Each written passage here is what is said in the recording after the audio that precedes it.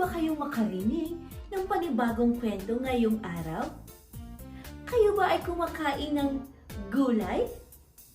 Ano ang paborito niyong gulay? Iyan, ang kwento natin ay may kinalaman sa gulay. Ang alamat ng ampalaya. Kwento ito ni Yuji de Rivera at guhit naman ni Cora Albano. Noong araw, sa bayan ng Sariwa, maraming naninirang iba't ibang uri ng gulay. Dito makikitang naghahabulan sina labanos at mustasa. Nagpapatintero sina sibuyas, bawang, upo at patola. Nagtatago-taguan sina singkamas, talong at luya, habang nagluluksong baka sina mustasa at kamatis. Isang araw, may kakaibang pamusbong na gulay. Siya si ampalaya. Maputlang-maputla ang kanyang balat at ang kanyang lasay salat talaga. Dahil dito, unti-unting pumupulupot ang mabalahibong inggit sa katawan ni ampalaya. Naging bugnutin, mainitin ang ulo, kaya lahat ng mga gulay na lumalapit sa kanyang balag ay sinisigawan niya. Huwag kayong lumapit sa akin! Hindi ko kayo kailangan! Dahil dito, nilayuan siya ng lahat ng mga gulay. Isang maalinsangang gabi, may masamang balak si ampalaya. Kailangan ko magkaroon ng maganda, malasa, at makulay tulad ng ibang mga gulay.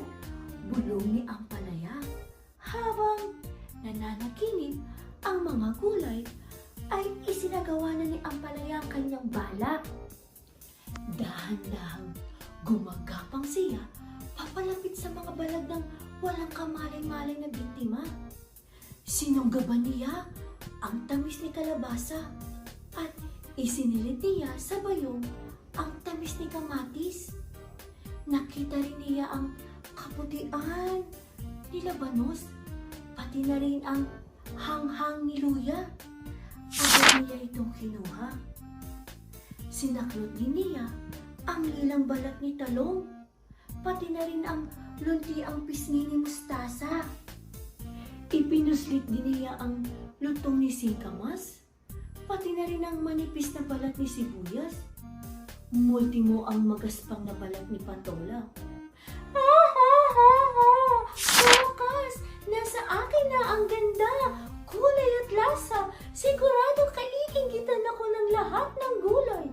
Bulong ni ampalaya sa sarili. Kinabukasan, umalingaw-ngaw ang balitang nakawan. Nagtipon-tipon ang lahat ng mga gulay. Lumuwa ang mga mata ng mga gulay na may biglang di inaasahang dayuhan. Isang dayuhang gulay. Nag-iiba ang kulay ng balat nito, pati na rin ang lasa. Kaya nga kahanga-hanga talaga siya. Ngunit, para kay kamatis, kaduda-duda ang dayuhang bisita. Kaya naman, pinagsama-sama niya ang mga gulay at sama-sama silang pumunta sa balag ng kakaibang gulay. Kitang-kita nila ang dayuhang gulay na nakatangin sa salamin habang inaalis nila ang lasa, kulay at ganda. Nagulat sila nang makita nilang si bugnuting ampalaya pala. Isinakdal sa harap ng kalunti-luntian, kasari-sariwaan, kasusta-sustansyang hukuman ng mga gulay si ampalaya. Dumating sa paglilitis ang lahat ng gulay sa bayan ng Sariwa. Naroon din bilang hukom ang mga diwata ng araw, lupa, tubig at hangin. Hindi pa nilikha ang gulay na nagtataglay ng lahat ng lasa, kulay at ganda ng kalikasan. Sigaw ng diwata ng araw. Ikaw ay napatunayang nagkasala laban sa batas ng mga gulay at sa batas ng kalikasan. Bulong ng diwata ng lupa. Ampalaya, ikaw ay paparusahan. Hikap ng diwata ng tubig. Bilang parusa, lahat ng ninakaw mong lasa, kulay at ganda sa iyong kasamahang gulay ay mapapasa iyo. Sabi naman ng diwata ng hangin. Pagkaraan ng paglilitis, nangako ang mga diwata na ibabalik ang lasa, kulay at ganda sa mga gulay na ninakaw ni Ampalaya.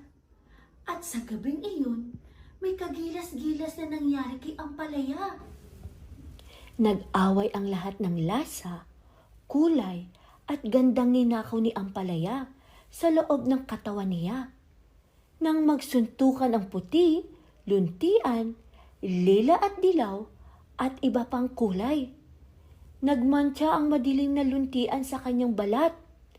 Nang magsabunutan ang kinis at bispang, lumabas ang kanyang mga kulubot. At nang magsigawan ang tamis, asim at hanghang, lumitaw naman ang pait. Mula noon, naging madilim ang lunti ang kulay ni Ampalaya. Multimo yung balat niya, naging kulubot. Pati na rin yung lasa niya ay mapait. Ngayon naman, kahit masustansya siyang pagkain, marami ang ayaw sa kanya. Pero, alam niyo ba, nagsisisi si Ampalaya sa kanyang ginawa. Kaya sa susunod na makikita niyo siya sa inyong pinggan, tikman mo siya ha, at patawarin mo siya sa kanyang ginawa. Maraming salamat sa inyong mga bata. Hanggang sa muli! Paalam!